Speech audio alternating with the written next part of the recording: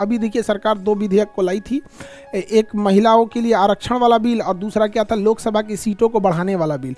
इन्होंने दोनों विधेयक को मर्ज कर दिया, तो संसद में इसी बात की चर्चा है कि भैया आप अलग अलग विधेयक लाइए, हम महिला वाला पास कर देंगे। हालांकि इसे संशोधन करके सरकार क्या कर रही है, दो चीज़ों को आपस में क्या कर रही है, मिला रही है। बोथ दोनों अलग अलग है। अब चूंकि सरकार पास तभी कर सकती है जब मेजॉरिटी हो। अब की बार तो 400 पार का टारगेट रखा गया था। 400 पार टारगेट में होता क्या कि सरकार कोई भी विधेयक पास करा सकती थी।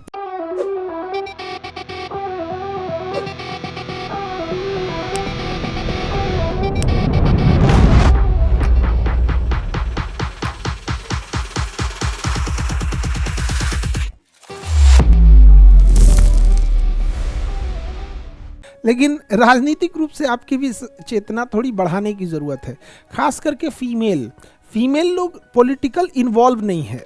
जब तक आप पॉलिटिकल एंड फाइनेंशियल स्ट्रांग नहीं रहेंगे ना, आपका कोई खास वैल्यू नहीं होगा। और लड़कियों को देखिए, पॉलिटिक्स में आपकी कोई खास वैल्यू नहीं है, बहुत कम वैल्यू है, एडवांटेज उतना ज़्यादा नहीं मिलता है, आपकी बात कोई खास रखता नहीं है, और फाइनेंशियल आपकी स्थिति आप खुद जानती हैं। तो खैर अब आगे बढ़ने की ज़रूरत है, चलते हैं। मार्क्सवादी कम्युनिस्ट पार्टी ये भी बनी थी, ये भी अभी राष्ट्रीय पार्टी है। भारतीय जनता पार्टी अभी तो दुनिया की सबसे बड़ी पार्टी और दुनिया की सबसे अमीर पार्टी यही है। अरे भैया क्या हुआ इसको, हाँ ये हो गया बीजेपी। अभी तो सबसे ज़्यादा पार्टी अटल बिहारी वाजपेयी ने 1980 में स्थापना किया था। 1980 में जब स्थापना किया, पहली बार चुनाव लड़े तो इन लोग का केवल 2 सीट आया था। अब की बार तो 400 पार का टारगेट रखा गया था। 400 पार टारगेट में होता क्या कि सरकार कोई भी विधेयक पास करा सकती थी, ईजिली पास करा सकती थी। अभी देखिए सरकार दो विधेयक को लाई थी, एक महिलाओं के लिए आरक्षण वाला बिल और दूसरा क्या था, लोकसभा की सीटों को बढ़ाने वाला बिल। इन्होंने दोनों विधेयक को मर्ज कर दिया, तो संसद में इसी बात की चर्चा है कि भैया आप अलग अलग विधेयक लाइए, हम महिला वाला पास कर देंगे। लेकिन ये लोकसभा में डीलिमिटेशन, यानी हम आपको आर्टिकल 82 पढ़ाए थे, याद कीजिए आर्टिकल 82 पढ़ाए थे कि नहीं। आर्टिकल 82 पढ़ाए थे और कहे थे कि प्रत्येक जनगणना के बाद लोकसभा की सीटों में पुनः समायोजन होगा। और हम आपको ये भी पढ़ाए थे कि वर्तमान लोकसभा की सीटें 1972 की जनगणना पर आधारित है, और इसे जब चेंज किया जाएगा तो 2026 में चेंज किया जाएगा और उस समय 2001 की जनगणना पर आधारित हो जाएगी। हालांकि इसे संशोधन करके सरकार क्या कर रही है, दो चीज़ों को आपस में क्या कर रही है, मिला रही है।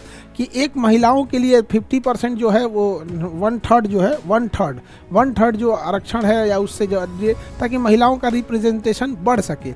और ये डीलिमिटेशन, बोथ दोनों अलग अलग है। अब चूंकि सरकार पास तभी कर सकती है जब मेजॉरिटी हो, तो मेजॉरिटी से पास नहीं हो पाया। उसका रीज़न ये था कि गवर्नमेंट करी कि दोनों विधेयक को एक में मिला के हम पास कर देते हैं। और जो साउथ इंडिया है, साउथ इंडिया, उनका कहना है कि हम महिलाओं के आरक्षण वाला विधेयक पास कर देते हैं।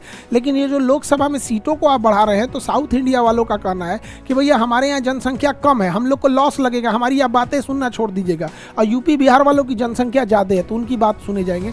तो दोनों को क्या है कि क्लब किया गया है। तो ये दोनों की चर्चाएं हैं यहाँ पर।